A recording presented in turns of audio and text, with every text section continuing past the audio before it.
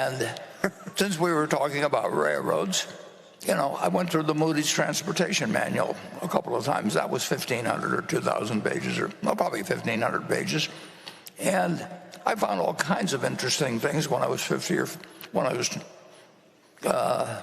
20 or 21. And I don't imagine there's anybody here that knows about the Green Bay and Western Railroad Company, but there were hundreds and hundreds of railroad companies, and I like to read about every one of them.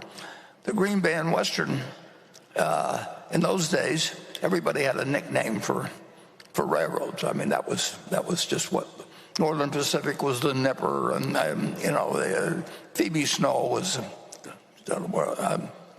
one of them in the east that used to go up to Cornell, and the Green Bay and Western was known as grab baggage and walk, and GB&W, and they had a bond that was actually the common stock, and they had a common stock that was actually a bond.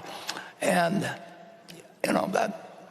that could lead to unusual things, but they wouldn't lead to unusual things that would work for you with many millions of dollars. But if you collected a whole bunch of those, which I set out to do, and actually that's what impressed Charlie when I first met him, because I knew all the details of all these little companies on the West Coast that he thought I would never have heard of.